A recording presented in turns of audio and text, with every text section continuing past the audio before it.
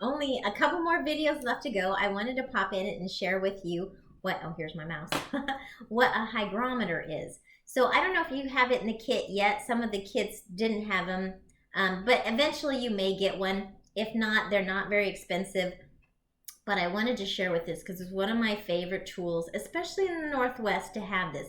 So what a hygrometer is it measures the relative humidity of a house. So the relative humidity is basically saying how humid or how dry is a house.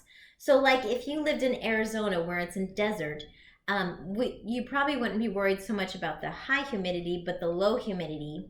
If your house is too dry, you may have nosebleeds, your skin may be really dry. There's things that, unhealthy, your body isn't as healthy as it possibly could be when it's super, super dry. And also the home itself. Our homes are healthier in a range that is, it's kind of like the sweet spot of humidity in our bodies and the homes. And that's usually about 35 to 55% is kind of that sweet spot. If you go over about 60%, dust mites just thrive in super humid conditions, which means when you have thriving dust mites, a lot of people have allergies. They can also trigger asthma.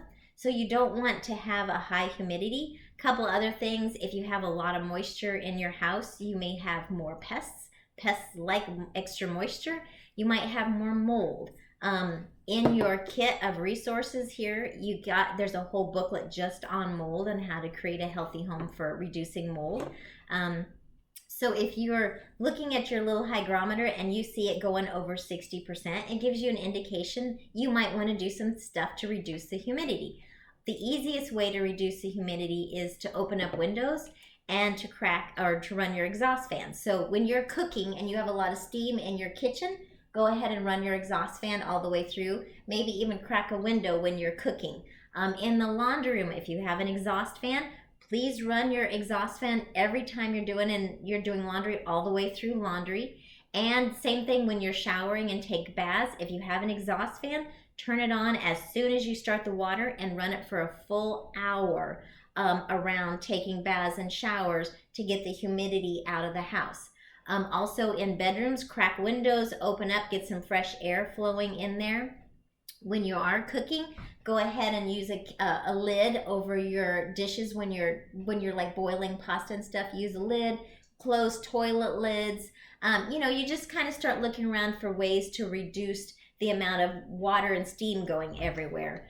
I think that's about it for now for a little one, but you're going to love this tool. It tells the temperature. Move it around in rooms. Put it in the bedroom, if you're sleeping, to see what your humidity is.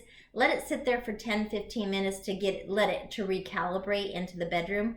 Move it around different rooms, different times of the day. See what your humidity is. Get to know your home. Great little tool. Another huge thumbs up for Pierce County Health Department for thinking of this. Great job.